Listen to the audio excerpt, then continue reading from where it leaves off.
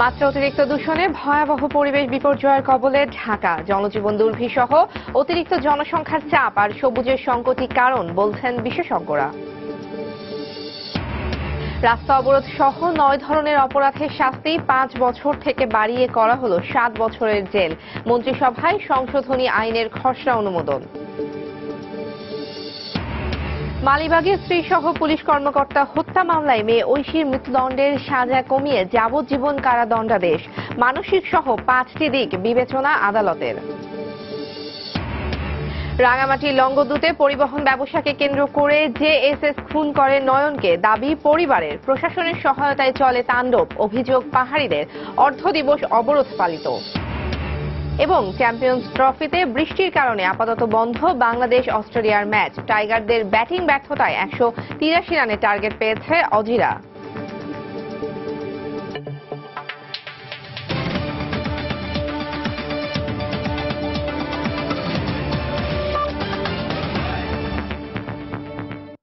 প্রবাসী সময়ের সঙ্গে আছি আমি তাহিয়া রুবাইয়া তপলা। মাত্রা অতিরিক্ত দূষণে ভয়াবহ পরিবেশ বিপর্যয়ের কবলে পড়েছে রাজধানী ঢাকা। চারপাশের বিষাক্ত পরিবেশে দুর্বিষহ হয়ে উঠেছে জনজীবন। এই অবস্থার জন্য জনসংখ্যার চাপ আর সবুজের সংকটকেই দায়ী করছেন বিশেষজ্ঞরা। পরিস্থিতি মোকাবেলায় সাধারণ মানুষকে সচেতন হওয়ার তাগিদ পরিবেশ অধিদপ্তরের। বিশ্ব পরিবেশ দিবসে বাবুল হোসেনের ক্যামেরায় সালাউদ্দিন সুমনের বিশেষ রিপোর্ট। শীতের কুয়াশা নয়, গ্রীষ্মের ভর দুপুরে ধুলার চাদর ভেদ করে রাজধানীর গাবতলী বেড়ে বাঁধে যানবাহন চলাচলের দৃশ্য এটি। শুধু এই সড়কেই নয়, অবিরাম খোঁড়াখুড়ির কারণে নগরীর অন্যান্য সড়কেও উঠছে ধুলা, দুর্ভোগে পড়ছে মানুষ। 5-7 বছর ধরে এখানে ব্যবসা করতেছি, এখানে এই ধুলায় খাইয়ে রয়েছি। রাজধানীর আশপাশে গড়ে ওঠা প্রায় 1200 ইটভাটা থেকে নির্গত কালো ধোঁয়া প্রতিদিন মিশে যাচ্ছে বাতাসে। সেই সাথে কলকারখানা ও যানবাহনের ধোঁয়া যুক্ত হয়ে বাতাসে বাড়িয়ে দিচ্ছে কার্বনের মাত্রা।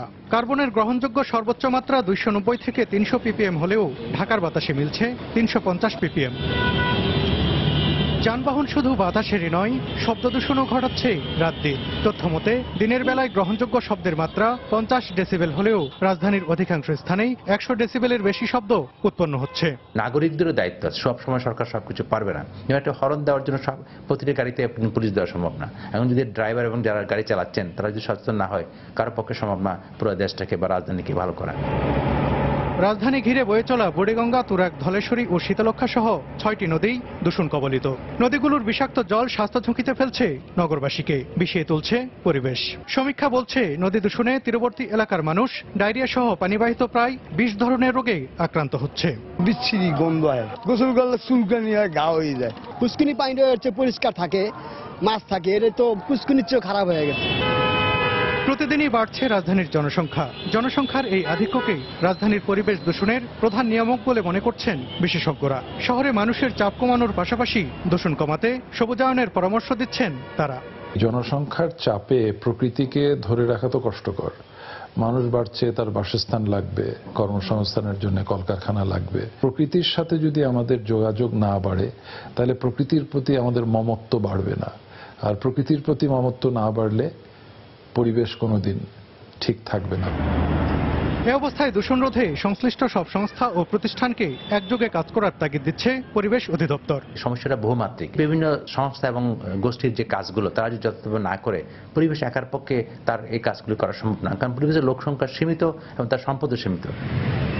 দূষণের কারণে শুধু মানুষের উপরই নয়, রাজধানীর প্রাণীকুলের উপরও পড়ছে বিরূপ প্রভাব। দিন যত যাচ্ছে জনবহুল এই শহরের পরিবেশ দূষণ ততই ভয়াবহ আকার ধারণ করছে। বিশেষজ্ঞরা বলছেন এখনই এই দূষণের লাগাম টেনে ধরতে না পারলে অদূর ভবিষ্যতে মারাত্মক বিপর্যয়ের মুখোমুখি হতে হবে রাজধানীবাসীকে। সালাউদ্দিন সুমন, সময় সংবাদ, ঢাকা।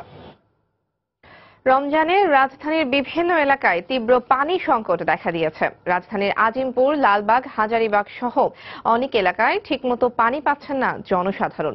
মিরপুরের পশ্চিম মণিপুরে পানির দাবিতে পানির পাম্প ও ওয়াসার গাড়ি ভাঙচুর করেছে এলাকাবাসী। পানি সংকটে ভোগান্তির চরমে পৌঁছেছে বলে অভিযোগ ভুক্তভোগীদের।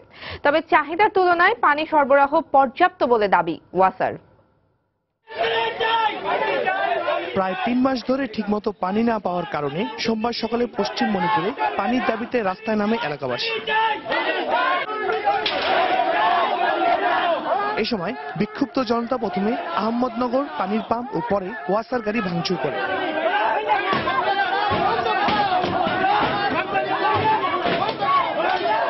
অবরুদ্ধ করে রাখা হয় ওয়াসার সহকারী প্রকৌশলী আবু ইউসুফকে। পরবর্তীতে প্রশাসনের সহায়তায় বের হন তিনি। এলাকাবাসীর অভিযোগ, ওয়াসা কর্মকর্তাদের অবৈধভাবে লাইন সংযোগ দেওয়ায় পানি সংকট তীব্র আকার ধারণ করেছে। বুক ফাটা কান্না আসে, বুঝছেন, পানির কষ্টে নামাজ পড়তে পারি না আমরা ঠিক মতো। অবৈধভাবে এখান থেকে 40,000 50,000 টাকা করে এই যে ইঞ্জিনিয়ার ইউসুফ উনি লাইন বিক্রি করতেছে।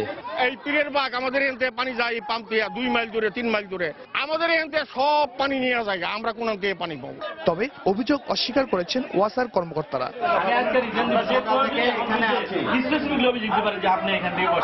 ড্রাই সিজনটা সমস্যা থাকবেই, ঠিক আছে, আর পাম্পের উৎপাদনটা আপনার হলো আমাদের বাড়াইতে হবে। একইভাবে আজিমপুর, লালবাগ, কাকরাইল সহ বিভিন্ন এলাকায় সপ্তাহব্যাপী পানির অভাবে ভোগান্তি পোহাচ্ছেন এলাকাবাসী।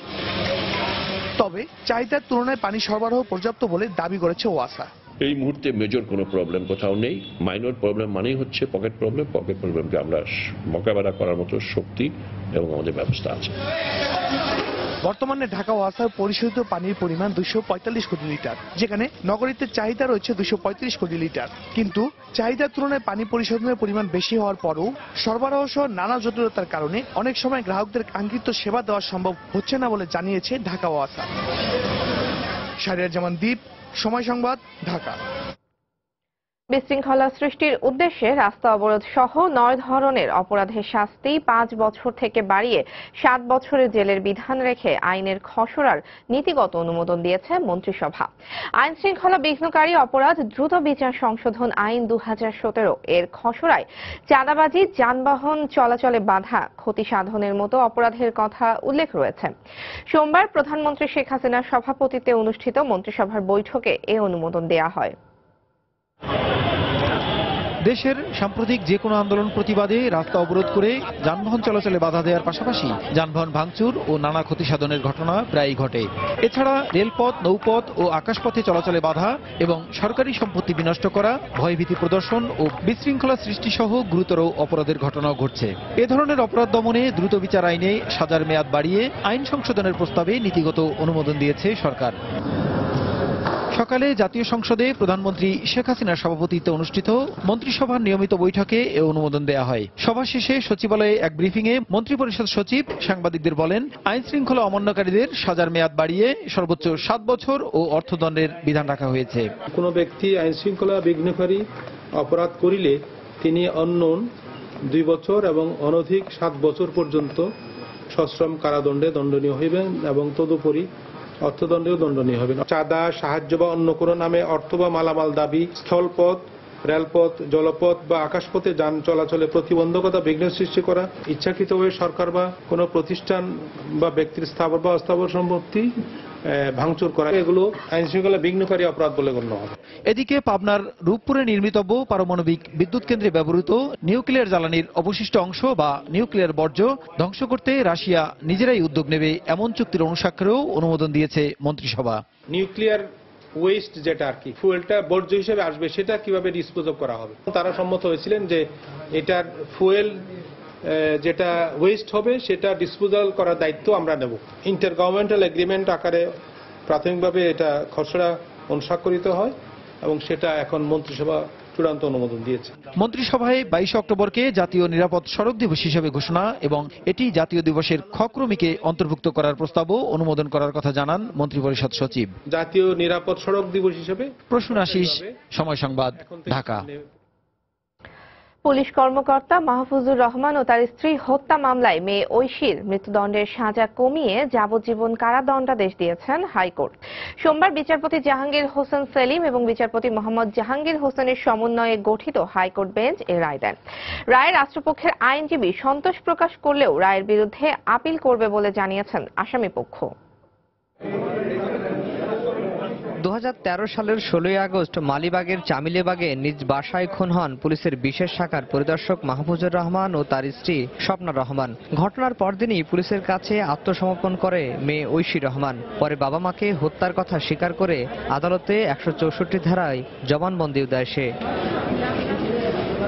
এ ঘটনায় দায়ের করা মামলায় 2015 সালের 12 নভেম্বর ঐশী রহমানকে মৃত্যুদণ্ড এবং তার বন্ধু মিজানুর রহমানকে 2 বছরের কারাদণ্ড দেন বিচারিক আদালত। শুরুর দিকে ঐশীর পরিবার তার মৃত্যুদণ্ডের সাজার পক্ষে কথা বললেও তার মানসিক দিক এবং বয়স বিবেচনায় নিয়ে খালাস চেয়ে হাইকোর্টে আবেদন করেন। এই আবেদনের উপর 13 কার্যদিবস শুনানি শেষে সোমবার রায় ঘোষণা করলেন হাইকোর্ট। রায়ে ঐশীর সাজা কমিয়ে যাবজ্জীবন কারাদণ্ড দেয়া হয়। ঐশীর সাজা কমার জন্য হত্যার আগে ও পরে তার মানসিক অবস্থা বিবেচনায় নেওয়া হয়েছে বলে উচ্চ আদালত তার রায়ে পর্যবেক্ষণ দিয়েছেন। মাদকাসক্তির একটা রিপোর্ট পাওয়া গেছে রিপোর্টে। তারপরে হলো তার পারিবারিকভাবে তার দাদি এবং তার আপন মামা মানসিক রোগী ছিল। পরবর্তীতে হলো তার এই ঘটনার পরে 2 দিন পরে সে নিজে আত্মসমর্পণ করেছে। রাষ্ট্রপক্ষ এই রায়ে সন্তোষ প্রকাশ করলেও রায়ের বিরুদ্ধে আপিল করার কথা জানিয়েছেন আসামিপক্ষ। সে এককভাবে পূর্ব পরিকল্পিতভাবে ঠান্ডা মাথায় তার আপন পিতামাতাকে নিজ হাতে খুন করেছে। এই বিষয়টিকে আমরা প্রমাণ করতে সমর্থ হয়েছি। ঘটনার পূর্বে এবং পরে তিনি মানসিকভাবে সুস্থ ছিলেন না। শুধু একজন পাগলের পক্ষে তার বাবা মাকে এভাবে হত্যা করা সম্ভব কিনা এই বিষয়টি আমরা চেয়েছিলাম যে এই বিষয়টির ভালো প্রতিকার আমরা পাবো। তো যা হোক, মহামান্য কোর্ট যে রায় দিয়েছেন আমরা সেটা মেনে নিচ্ছি। তবে আমরা আরো ভালো কিছু আমাদের প্রত্যাশা ছিল আমাদের কাছে। আমরা পরিবারের সাথে আলোচনা করে তারা ইঙ্গিত দিয়েছেন তারা উচ্চ আদালতে যাবেন। উচ্চ আদালত তার রায়ে মেয়ে ঐশীকে আদর্শিক মানুষ হিসেবে গড়ে তুলতে বাবা মায়ের গাফিলতির কথাও উল্লেখ করেন। আফজাল হোসেন, সময় সংবাদ, ঢাকা। প্রবাসী সময়ে আরো থাকছে। ব্রিটেনে অন্যান্য প্রার্থীদের সঙ্গে এবার নির্বাচনে প্রতিদ্বন্দ্বিতা করছেন 14 ব্রিটিশ বাংলাদেশি প্রার্থীও। এবারও রয়েছেন রুশনালা আলী, টিউলিপ সিদ্দিক ও রূপা হক। আসরে টিকে থাকার রেসে জিততেই হবে বাংলাদেশকে। এমন ম্যাচে টাইগারদের দেয়া 183 রানের টার্গেটে ব্যাট করছে অস্ট্রেলিয়া। শেষ খবর পাওয়া পর্যন্ত অজিদের সংগ্রহ 1 উইকেটে 83 রান। বৃষ্টির কারণে খেলা আপাতত বন্ধ রয়েছে। এর আগে কেনিংটন ওভালে টস জিতে ব্যাটিং শুরুতেই ধাক্কা খায় বাংলাদেশ। দলীয় 53 রানে প্যাভিলিয়নে ফেরেন সৌম্য, ইমরুল ও মুশফিকুর রহিম। প্রাথমিক এই ধাক্কার পর চতুর্থ উইকেট রানের চাকা সচল রেখে দলের হাল ধরেন তামিম ও সাকিব। কিন্তু অফ ফর্মে থাকা সাকিব ব্যক্তিগত 29 রানে আউট হলে ভাঙে তামিমের সঙ্গে 69 রানের জুটি। এরপর দ্রুতই আউটের খাতায় নাম লেখান সাব্বির, রিয়াদ, মিরাজরা। এর মাঝে সেঞ্চুরির পথে এগোচ্ছিলেন তামিম ইকবাল, কিন্তু নার্ভাস 90-র শিকার হয়ে 95 রানে আউট হলে বাংলাদেশও গুটিয়ে যায় 182 রানে। অজি পেসার মিচেল স্টার্ক নিয়েছেন 4 উইকেট। জয়ের লক্ষ্যে ব্যাট করতে নেমে 2 ওপেনার অ্যারন ফিঞ্চ ও ডেভিড ওয়ার্নারের ব্যাটে ভালোই শুরু করেন অস্ট্রেলিয়া। এই জুটিতে 45 রান যোগ করে ব্যক্তিগত 19 রানে রুবেলের শিকার হন অ্যারন ফিঞ্চ। এরপর অবশ্য কোনো অঘটন ঘটতে দেননি অধিনায়ক স্মিথ ও ডেভিড ওয়ার্নার।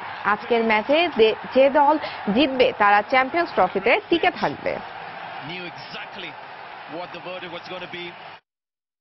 দর্শক, এই মুহূর্তে লন্ডনের কেনিংটন ওভালে আছেন আমাদের রিপোর্টার সাজিদ মুস্তাহিদ। খেলার সর্বশেষ অবস্থা জানতে আমরা এখন সরাসরি চলে যাচ্ছি তার কাছে।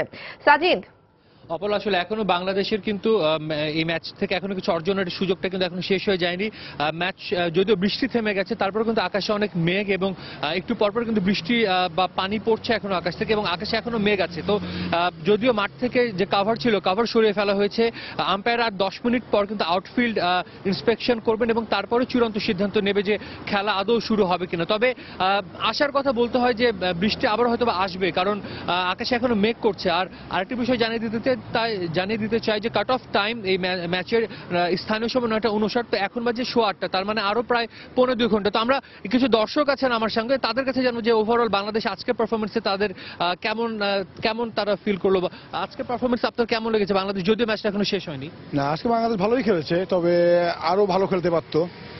বৃষ্টি বিঘ্নিত ম্যাচ এবং আবহাওয়ার কারণে হয়তো বাংলাদেশ ভালো খেলতে পারেনি।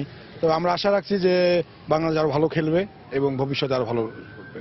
আচ্ছা, নেক্সট ম্যাচে বাংলাদেশের আসলে যদি বলি বাংলাদেশ ব্যাটিং এর কথা যদি বলি যে নেক্সট ম্যাচ এখনো দেরি আছে, বাংলাদেশের ব্যাটিং আজকে কি আর একটু ভালো করার সুযোগ ছিল কিনা?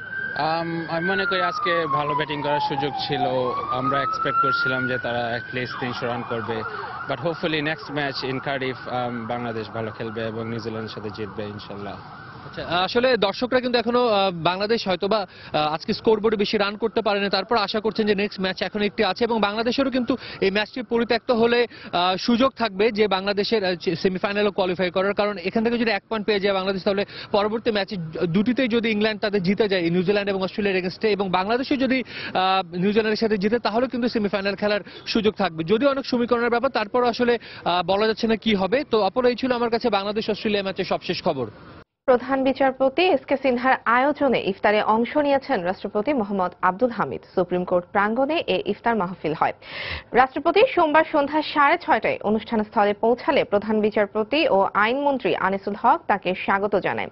এই সময় রাষ্ট্রপতি অতিথিদের সাথে শুভেচ্ছা বিনিময় করেন। অনুষ্ঠানে স্পিকার শিরিন শারমিন চৌধুরী, অর্থমন্ত্রী আবুল মাল আব্দুল মুহিত, সড়ক পরিবহন ও সেতুমন্ত্রী ওবায়দুল কাদের সহ বিভিন্ন রাজনৈতিক দলের নেতা, 3 বাহিনীর প্রধান, অন্যান্য বিচারপতি, অ্যাটর্নি জেনারেল, সিনিয়র আইনজীবী, রাষ্ট্রপতি কার্যালয়ের কর্মকর্তা এবং সুপ্রিম কোর্ট বার অ্যাসোসিয়েশনের নেতৃবৃন্দ অংশ নেন। ইফতারের আগে দেশ ও জাতির শান্তি সমৃদ্ধি কামনা করে বিশেষ মোনাজাত করা হয়।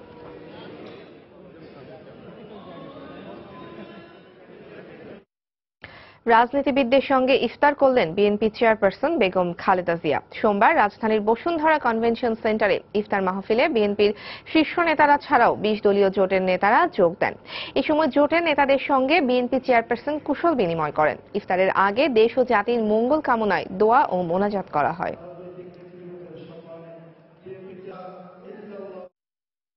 বিএনপি মহাসচিব মির্জা ফখরুল ইসলাম আলমগীর বলেছেন, ক্ষমতায় টিকে থাকার স্বার্থে বিভিন্ন প্রকল্প হাতে নিয়ে পরিবেশ ধ্বংস করছে সরকার। সোমবার রাজধানীর রমনায় পরিবেশ দিবস উপলক্ষে আয়োজিত এক সেমিনারে এ মন্তব্য করেন তিনি। প্রকৃতি ও রাজনীতির পরিবেশ রক্ষার জন্য বর্তমান সরকারের বিরুদ্ধে রুখে দাঁড়ানোর কোনো বিকল্প নেই বলেও মন্তব্য করেন মির্জা ফখরুল।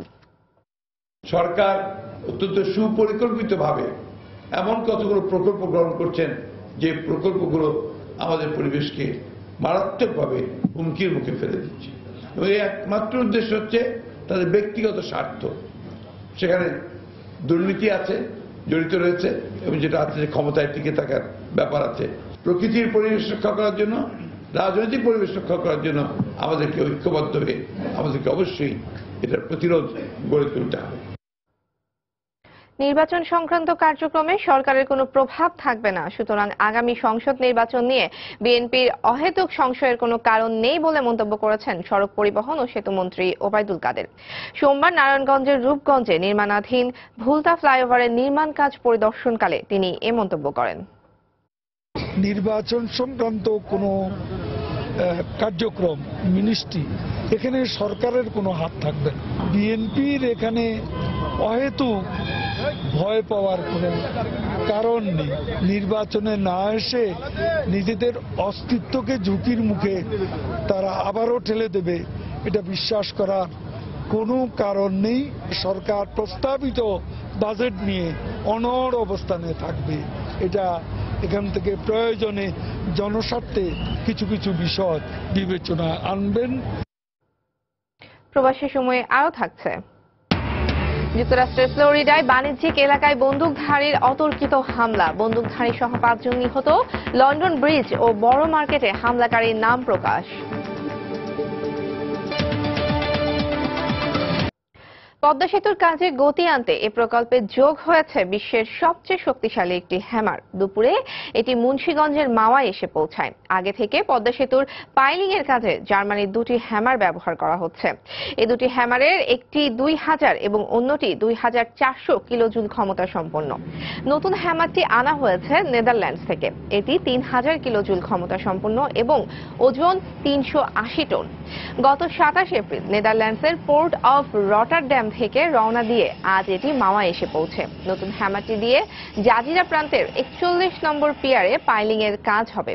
পরে 34 নম্বর পিয়ারে কাজ শুরু করে ক্রমান্বয়ে এটি মাওয়া প্রান্তের দিকে এগোতে থাকবে। সংশ্লিষ্ট প্রকৌশলীরা জানিয়েছেন, এর ফলে মোট 3টি হ্যামার দিয়ে কাজ করা হলে পদ্মা সেতুর কাজে কয়েক গুণ গতি আনা সম্ভব হবে। পাহাড়ি বাঙালিদের পাল্টাপাল্টি অভিযোগে অশান্ত হয়ে উঠেছে পার্বত্য চট্টগ্রামের পরিস্থিতি। এতে কয়েকদিনেও রাঙামাটির লংগদুর অস্থিরতা না কেটে বরং জটিল আকার ধারণ করছে। পরিবহন ব্যবসাকে কেন্দ্র করে নুরুল ইসলাম নয়নকে জেএসএস সন্ত্রাসীরা হত্যা করেছে বলে অভিযোগ তার পরিবারের। অন্যদিকে পার্বত্য অঞ্চলকে অস্থিতিশীল করতে প্রশাসনের সহায়তায় বসতি স্থাপনকারীরা পাহাড়িদের ঘরবাড়ি পুড়িয়ে দিয়েছে বলে অভিযোগ আদিবাসীদের। রাঙামাটির লংগদু থেকে সাফওয়াত টিপুর ক্যামেরায় বিস্তারিত জানাচ্ছেন কমল দেব। নুরুল ইসলাম নয়ন যুবলীগের রাজনীতির সাথে সম্পৃক্ত থাকলেও মোটরসাইকেল যাত্রী বহনের পাশাপাশি মহেন্দ্র পরিবহনের লাইনম্যান হিসেবেও কাজ করতেন। জেএসএস এর বিভিন্ন সভা সমাবেশে মহেন্দ্র পরিবহনে লোকনায়ককে কেন্দ্র করে স্থানীয়দের সাথে তার বিরোধ সৃষ্টি হয়। এই বিরোধের জের ধরে তাকে নির্মমভাবে হত্যা করা হয়েছে বলে অভিযোগ তার পরিবারের। আমার স্বামীর হত্যা করছে, আমি হত্যার বিচার চাই। জেএসএস এর আরো কিছু লিডার আছে, এদের সাথে প্রায় সময় বেজাল হইতো। এলাকার মানুষ সবাইকে নিরীহভাবে ধরে নিয়ে যাচ্ছে পুলিশেরা, বাসার আশেপাশে কাউকে থাকতে দিচ্ছে না। নয়নকে হত্যার জের ধরে অস্থির হয়ে উঠেছে রাঙ্গামাটির লংগদু উপজেলা। পুড়িয়ে দেওয়া হয় পাহাড়িদের কয়েকশো বসতঘর। রাজনৈতিকভাবে কোণঠাসার পাশাপাশি ভূমির দখল নিতে প্রশাসনের সহযোগিতায় বাঙালিরা তাণ্ডব লীলা চালিয়েছে বলে অভিযোগ করছেন পাহাড়িরা। এখানে কিছু কুচক্রী মহল আছে, কিছু ক্রিমিনাল আছে যা শান্তিকে বিনষ্ট করার জন্য অবশ্যই তারা ষড়যন্ত্রে লিপ্ত থাকে। তাদের কাছে স্প্রে ছিল, গান পাউডারের মতো কিছু ছিল বা পেট্রোল ছিল। এগুলো পরিকল্পনা না থাকলে কিন্তু এগুলো আসলে সম্ভব না। তবে প্রশাসনের শীর্ষ পর্যায়ের কর্মকর্তারা বলছেন পার্বত্য অঞ্চলের পরিস্থিতি ঘোলাটে করে ফায়দা হাসিলের চেষ্টা করছে একটি সন্ত্রাসী গ্রুপ। তারা জানান এসব ঘটনার সাথে প্রশাসনের ঐক্য জড়িত রয়েছে কিনা তা তদন্ত করে দেখা হচ্ছে। নয়নের ঘটনায় খাগড়াছড়িতে মামলা হয়েছে এবং পরবর্তীতে এখানে যে ঘরবাড়ি ভাঙচুর হয়েছে এই বিষয়ে আমাদের লংগদুতে মামলা হয়েছে। এই মামলা তদন্ত চলছে। এখানকার যে সহাবস্থান সাম্প্রদায়িক সম্প্রীতি যে রয়েছে এটাকে ভেস্তে দেওয়ার জন্য কোনো পক্ষের কোনো কুচক্র এখানে সফল হতে দেওয়া যাবে না। উত্তেজনাকর পরিস্থিতিতে অপ্রীতিকর ঘটনা এড়াতে লংগদু এলাকায় পুলিশের পাশাপাশি সেনাবাহিনীও মোতায়েন রয়েছে। কমল দে, সময় সংবাদ, লংগদু, রাঙ্গামাটি। লংগদুতে পাহাড়িদের বসত বাড়ি পুড়িয়ে দেওয়ার প্রতিবাদে রাঙামাটি ও খাগড়াছড়ি পার্বত্য জেলায় পাহাড়ি ছাত্র পরিষদের ডাকে অর্ধদিবস অবরোধ পালন হয়েছে। এ কারণে সোমবার সকাল থেকে বেলা 12টা পর্যন্ত খাগড়াছড়ি থেকে দূরপাল্লার কোনো যানবাহন ছেড়ে যায়নি। বন্ধ ছিল খাগড়াছড়ি শহরের বিভিন্ন দোকানপাট, ব্যবসা প্রতিষ্ঠান। তবে স্বাভাবিক ছিল অভ্যন্তরীণ রুটে যান চলাচল। এদিকে রাঙামাটিতেও পাহাড়ি ছাত্র পরিষদের ডাকা অবরোধে সড়ক পথে দূরপাল্লার যান চলাচল বন্ধ থাকে। এ সময় দুই জেলার নৌপথে যোগাযোগও বন্ধ ছিল।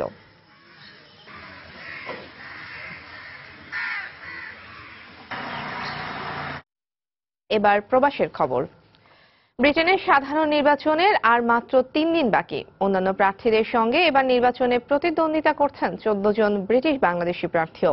2015 সালে অনুষ্ঠিত সর্বশেষ নির্বাচনে প্রতিদ্বন্দ্বিতা করেছিলেন 11 জন বাংলাদেশি বংশোদ্ভূত প্রার্থী, যাদের মধ্যে রুশনারা আলী, টিউলিপ সিদ্দিক ও রূপা হক এমপি নির্বাচিত হন।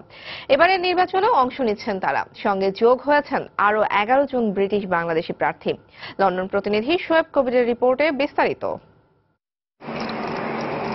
2010 সালে বেথলেহেম গ্রিন অ্যান্ড বো আসনে বাঙালি কন্যা রোশনারা আলীর জয়ের মধ্য দিয়ে ব্রিটিশ পার্লামেন্টে বাংলাদেশিদের প্রতিনিধিত্ব শুরু হয়। এরপর 2015 সালে ব্রিটিশ পার্লামেন্টে রোশনারা আলীর সঙ্গে এমপি হিসেবে যোগ দেন বঙ্গবন্ধুর নাতনি টিউলিপ সিদ্দিক এবং আরেক ব্রিটিশ বাংলাদেশি রূপা হক। এরই ধারাবাহিকতায় এবারে নির্বাচনে প্রার্থী হয়েছেন রেকর্ড 14 জন বাংলাদেশি বংশোদ্ভূত ব্রিটিশ নাগরিক। এতে সবচেয়ে বেশি মনোনয়ন পেয়েছেন বিরোধী দল লেবার পার্টি থেকে। 14 জনের মধ্যে 8 জনই ভোট যুদ্ধে অংশ নিচ্ছেন এই দল থেকে।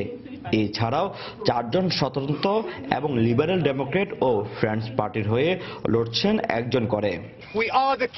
নির্বাচনে প্রতিদ্বন্দ্বিতাকারী বাংলাদেশি বংশোদ্ভূত প্রার্থীরা হলেন রোশনারা আলী, টিউলিপ সিদ্দিক, রূপা হক, আনোয়ার বাবুল মিয়া, মেরিনা আহমেদ, রোশন আরা, ফয়সল চৌধুরী এমবিই, আবদুল্লাহ রুমেল খান, সাজু মিয়া, আজমল মাসুর, অলিউর রহমান, আবু নওশাদ, ব্যারিস্টার মির্জা জিল্লুর রহমান, আফজাল চৌধুরী।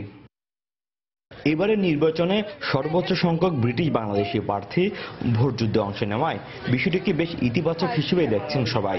যেহেতু আমরা বিভিন্ন কেন্দ্র হারাইছি, এটা আমরা একটা ডাইভার্সিটি, একটা চয়েস দইব, আর একটা ডেমোক্রেসিতে আমরা একটা ভেরি ইম্পর্টেন্ট মুভমেন্ট হইল কি। So I think it is very good আমরা বাংলাদেশি কমিউনিটি দেয় that we have lot of candidates, it will give us good competition and আশা করি we will see the best candidate win. নতুন যে প্রজন্ম তারা বাংলাদেশের রাজনীতির চেয়ে ব্রিটিশ রাজনীতিতে জড়িত এবং তার ফলাফল হিসাবে এই গত নির্বাচনে আমরা 3 জন এমপি পেয়েছি এবং দিন দিন এসে সংখ্যা বাড়বে আশা করি এবং বাঙালিদের ব্রিটিশ মেইন স্ট্রিম পলিটিক্সে বাঙালিরা অংশগ্রহণ করেছে, এটা একটা আশাবাদের ব্যাপার। এছাড়াও প্রথমবারের মতো এবারে নির্বাচনে মনোনয়ন পেয়ে স্কটল্যান্ডের এডিনবরা থেকে প্রতিদ্বন্দ্বিতা করছেন ফয়সাল চৌধুরী। এসএনপির কাছে হাতছাড়া হওয়া এই আসন ফয়সাল চৌধুরী জয়ের মধ্য দিয়ে আবারও দখলে নিতে চায় লেবার পার্টি।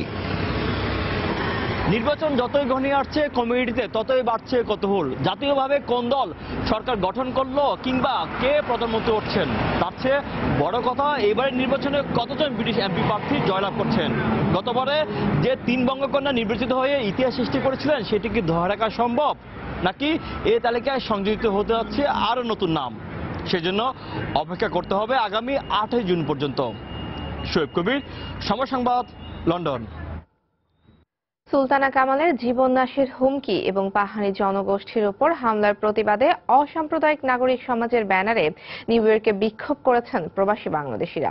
রোববার জ্যাকসন হাইটসের ডাইভার্সিটি প্লাজায় সাম্প্রদায়িকতার বিরুদ্ধে রুখে দাঁড়াও বাংলাদেশ শিরোনামে আয়োজিত এই বিক্ষোভ সমাবেশে বক্তব্য দেন প্রবীণ সাংবাদিক সৈয়দ মোহাম্মদুল্লাহ, সাংবাদিক মুজাহিদ আনসারি, গণজাগরণ মঞ্চের নেতা রনি, সংস্কৃতি কর্মী মিথুন আহমেদ ও হিন্দু বৌদ্ধ খ্রিস্টান ঐক্য পরিষদ নেতা শীতাংশু গুহ।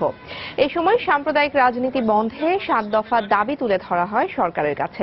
পাশাপাশি সুলতানা কামালকে হত্যার হুমকিদাতাদের শাস্তিরও দাবি করা হয়। প্রধানমন্ত্রী শেখ হাসিনার নেতৃত্বে তথ্য প্রযুক্তি সহ নানা ক্ষেত্রে বাংলাদেশের যে অগ্রগতি হয়েছে তা প্রবাসীদের মধ্যে ব্যাপকভাবে প্রচার করার আহ্বান জানিয়েছেন ফ্রান্স আওয়ামী লীগের নেতারা। রোববার প্যারিসের লুব্লুতে সংবাদ সম্মেলনে তারা বলেন, প্রধানমন্ত্রী শেখ হাসিনার নেতৃত্বে দেশ আজ খাদ্যে স্বয়ংসম্পূর্ণ হয়েছে। এই অর্জনগুলোকে ধামাচাপা দিতে একটি গোষ্ঠী যে অপপ্রচার চালাচ্ছে তা রুখে দিতে সফলতাগুলোকে তুলে ধরার আহ্বান জানান তারা। প্রধানমন্ত্রীর অস্ট্রিয়া সফরে অংশ নেন ফ্রান্স আওয়ামী লীগের সভাপতি মহসিন উদ্দিন খান লিটন। ভিয়েনা সম্মেলনের বিভিন্ন অভিজ্ঞতার কথা তুলে ধরেন তিনি। অন্যান্যদের মধ্যে আরও বক্তব্য দেন সাধারণ সম্পাদক দিলওয়ার হোসেন কয়েস, দলীয় উপদেষ্টা এনামুল হক আইবার, সভাপতি আব্দুল্লাহ আল বাকি সহ অনেকে।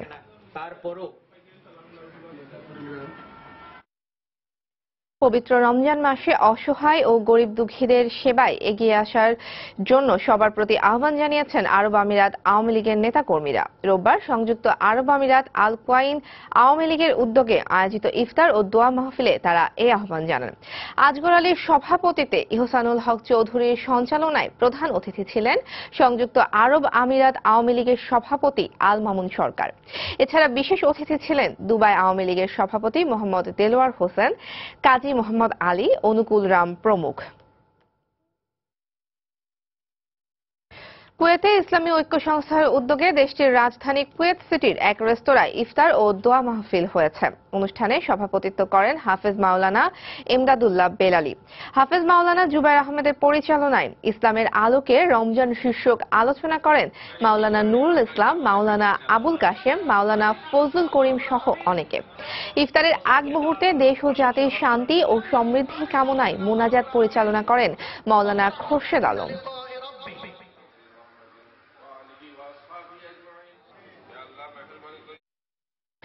সৌদি আরবের রিয়াদে বাংলাদেশি মালিকানায় প্রবাসীদের জন্য স্বল্প খরচে স্বাস্থ্য সেবার উদ্দেশ্যে সিআরপি পলিক্লিনিক নামে একটি হাসপাতাল চালু করা হয়েছে। রোববার রিয়াদের বাংলাদেশি অধ্যুষিত এলাকায় বাথার হাসপাতালটি উদ্বোধনী অনুষ্ঠানে যোগ দিয়ে প্রতিষ্ঠানের মালিক বশির বলেন, সৌদি আরবে চিকিৎসা সেবা ব্যয়বহুল হওয়ায় বাংলাদেশি শ্রমিকদের দ্বারা এর খরচ বহন করা কঠিন হয়ে পড়ে। প্রবাসীদের জন্য স্বল্প খরচে বিশ্বমানের সেবা নিশ্চিত করতে বিশেষজ্ঞ চিকিৎসকদের সমন্বয়ে এই হাসপাতাল চালু করার কথা জানান তিনি। বাংলাদেশি ও বিভিন্ন দেশের করে প্রবাসীদের সব ধরনের সেবা স্বল্প খরচে দেওয়ার জন্য এই প্রতিষ্ঠান চালু করা হয়েছে। অর্থের অভাবে যারা চিকিৎসা করতে পারছেন না তাদেরকে বিনামূল্যে সেবা দেওয়া হবে বলেও উল্লেখ করেন তিনি। হাতের কাছে এমন ক্লিনিক পেয়ে খুশি প্রবাসীরাও। সৌদি আরবে প্রয়াত রাষ্ট্রপতি জিয়াউর রহমানের ৩৬তম মৃত্যুবার্ষিকী উপলক্ষে বিএনপি নেতাকর্মীদের উদ্যোগে আলোচনা সভা, ইফতার ও দোয়া মাহফিল হয়েছে। শফিক মিয়া ও লুৎফর রহমানের পরিচালনায় জেদ্দার মসনা অঞ্চলে বিএনপির সভাপতি ওয়েস আহমেদের সভাপতিত্বে অনুষ্ঠানে প্রধান অতিথি ছিলেন বিএনপির জাতীয় নির্বাহী কমিটির সদস্য আহমেদ আলী মুকিব। এছাড়াও উপস্থিত ছিলেন সৌদি আরব পশ্চিম অঞ্চল বিএনপির প্রধান উপদেষ্টা আলহাজ আব্দুর রহমান, এম এ আজাদ চয়ন, আব্দুল মান্নান, মীর মনিরুজ্জামান তপন, জেদ্দা বিএনপির বিভিন্ন স্তরের নেতারা। ব্যবসায়িক কোন্দলের জেরে রাজধানীতে দুপক্ষের হাতাহাতির মাঝে পড়ে মারা গেছেন এক যুবলীগ নেতা। সোমবার মতিঝিল এলাকায় তার ব্যবসায়িক কার্যালয়ে এই ঘটনা ঘটে। নিহত জাহাঙ্গীর হোসেনের ছোট ভাই জানান, পূর্ব থেকেই জিলানি নামের আরেক ব্যবসায়ীর সঙ্গে তার কোন্দল ছিল। সোমবার বিকেলে দুপক্ষের কথা কাটাকাটি শুরুর এক পর্যায়ে মারধর করে তাকে। এ সময় বড় ভাই জাহাঙ্গীর সমঝোতার জন্য এগিয়ে এলে তাকেও অপরপক্ষের লোকজন মারধর করে বলে অভিযোগ করেন জাহাঙ্গীরের ছোট ভাই আজাদ। এতে গুরুতর আহত হয়ে পড়েন যুবলীগ নেতা। পরে ঢাকা মেডিকেলে আনার পর ডাক্তাররা তাকে মৃত ঘোষণা করেন। ওদের সমস্যাটা হলো অন্য একটা জায়গায়, অন্য একটা অফিসে আমাদের ওই ব্যবসায়ী করে, ওদের সাথে কিছু টাকা পয়সার লেনদেন আছে, তো ওই সুবাদেই আমার কাছে আসে। আমারও পরিচিত, আমিও ব্যবসা করি ওদের সাথে, ওই সুবাদে আমার কাছে আসে। আসার পরে ওই এক কথা দুই কথা আর কি হয়ে যায়, যে আমার কাছে বলে যে আপনি নিয়ে দেন টাকাটা। ৩৬ ঘন্টা পার হলেও বরিশাল শেরে বাংলা মেডিকেল কলেজ হাসপাতাল থেকে চুরি হওয়া নবজাতককে উদ্ধার করতে পারেনি পুলিশ। এ ঘটনায় অজ্ঞাতদের বিরুদ্ধে কোতোয়ালি থানায় একটি মামলা করেছেন নবজাতকের বাবা। এখনো সন্তানকে ফিরে না পাওয়ায় কান্না থামছে না মা সালমা বেগমের। মাত্র 4 দিন বয়সী ছেলে সন্তানকে হারিয়ে চিন্তিত তিনি। হাসপাতাল থেকে নবজাতক চুরির ঘটনায় নির্বাক স্বজনরা। এ অবস্থায় শিশুটিকে উদ্ধারে দ্রুত কার্যকর পদক্ষেপ নেওয়ার দাবি তাদের। তবে নবজাতককে মায়ের কোলে ফেরাতে অভিযান চলছে বলে জানিয়েছে পুলিশ। গত বৃহস্পতিবার সন্তান জন্ম দেওয়ার পর শেরেবাংলা মেডিকেল কলেজ হাসপাতালের প্রসূতি বিভাগে বেড খালি না থাকায় বারান্দায় চিকিৎসাধীন ছিলেন সালমা বেগম। রোববার সকালে ঘুমিয়ে থাকা অবস্থায় নবজাতকটি চুরি করে দুর্বৃত্তরা।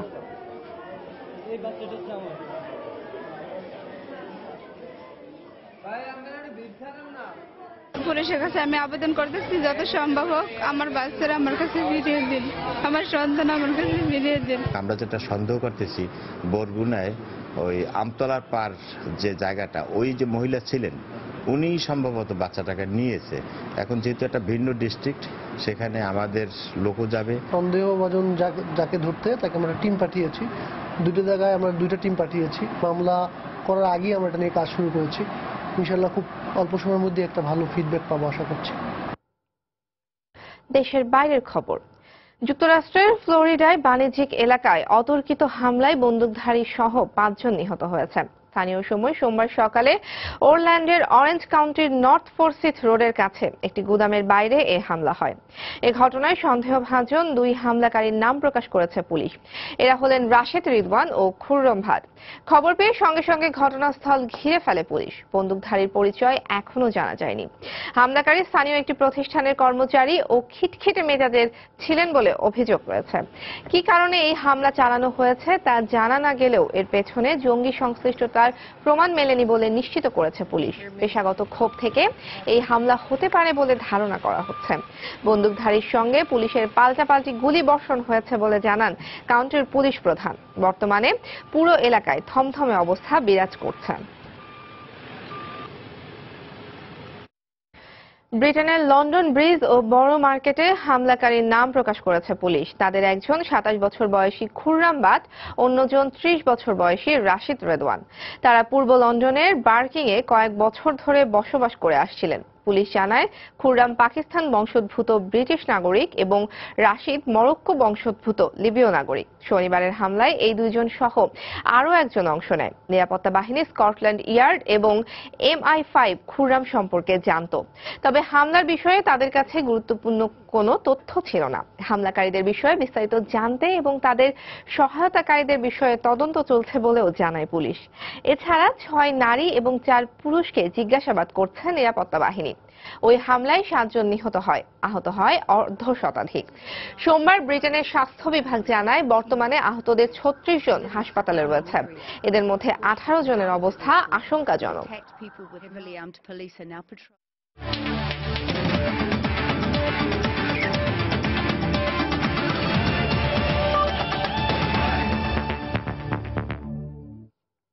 তার ব্যাট হাসলেই হাসে বাংলাদেশ, তার ব্যাটে স্কোর আসলেই যেন বাংলাদেশ ক্রিকেট দলের স্কোরও হয় সমৃদ্ধ।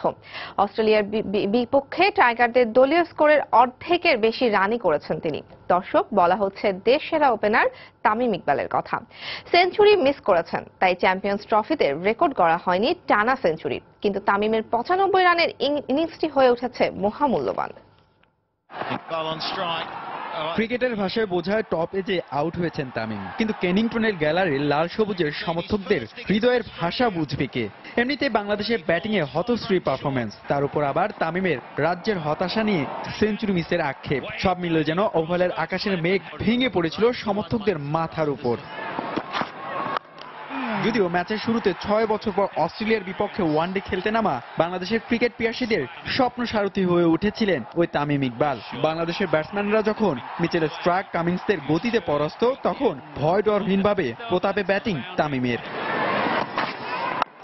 দলীয় 53 রানে 3 উইকেট হারিয়ে দল যখন ঢুকছে, তখন বন্ধু সাকিবের সাথে দলের রানের চাকা সচল রেখে গড়েছিলেন 69 রানের গুরুত্বপূর্ণ এক জুটি। তাদের ওই জুটি চ্যালেঞ্জিং স্কোরের স্বপ্ন দেখালেও সাকিবের আউটে ম্লান হয়েছে সব, কিন্তু তারপরেও ব্যতিক্রম চরিত্রে ব্যাটিং দর্শন দেখিয়েছেন বুম বুম তামিম।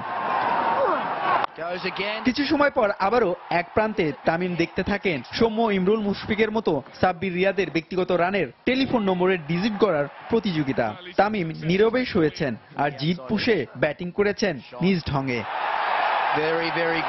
তরুণ মিরাজকে নিয়ে এগোচ্ছিলেন চ্যাম্পিয়ন্স ট্রফির ইতিহাসে বাংলাদেশের প্রথম ব্যাটসম্যান হিসেবে টানা 2 আর ক্যারিয়ারের 10ম সেঞ্চুরির পথে, কিন্তু ঈর্ষা যেন হলো নয় কি।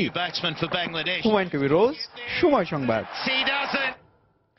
অবশেষে ঢাকা প্রিমিয়ার লিগের শিরোপা জিতে নিল গাজী গ্রুপ ক্রিকেটার্স। যদিও গাজী ক্রিকেটার্স ও দোলেশ্বরের ম্যাচটি বৃষ্টির কারণে পুরোপুরি অনুষ্ঠিত না হলেও পয়েন্ট টেবিলের সমীকরণে এক ম্যাচ হাতে রেখেই চ্যাম্পিয়ন হয়েছে গাজী। বিকেএসপিতে প্রাইম দোলেশ্বরের বিপক্ষে টস জিতে ব্যাট করতে নেমে শুরুটা এদিন ভালো হয়নি গাজী গ্রুপের। আসলে দুর্দান্ত ফর্মে থাকা এনামুল বিজয়, মুমিনুল হক কিংবা নাসির হোসেন কেউই এই দিন ব্যাট হাতে নিয়ে সুবিধা করতে পারেনি। ফলে মাত্র 54 রানেই 4 উইকেট হারিয়ে বসে দলটি। তবে এরপর নাদিফ চৌধুরীকে সঙ্গে নিয়ে 87 রানের জুটি গড়েন জহুরুল আমির। তাদের পার্টনারশিপে ভর করে বিপর্যয় সামাল দেয় গাজী। তবে দলীয় 141 রানে ফেরেন নাদিফ। এরপরই বৃষ্টি নামলে খেলা বন্ধ হয়ে যায়। শেষ পর্যন্ত মাঠ খেলার উপযুক্ত না হওয়ায় ম্যাচটি মঙ্গলবার রিজার্ভ ডেতে নেয়ার সিদ্ধান্ত নেন 2 আম্পায়ার। এদিকে আরেক ম্যাচে শেখ জামালকে 6 উইকেটে হারিয়েছে আবাহনী। এ জয়ের ফলে গাজী গ্রুপের সাথে আবাহনীর পয়েন্ট সমান হলেও নিয়ম অনুযায়ী হেড টু হেডে এগিয়ে থাকায় চ্যাম্পিয়নের স্বাদ পায় গাজী গ্রুপ। এ পর্যায়ে শীর্ষ সংবাদগুলো জানিয়ে দিচ্ছি আরেকবার। মাত্রা অতিরিক্ত দূষণে ভয়াবহ পরিবেশ বিপর্যয়ের কবলে ঢাকা। জনজীবন দুর্বিষহ, অতিরিক্ত জনসংখ্যার চাপ আর সবুজের সংকটই কারণ বলছেন বিশেষজ্ঞরা।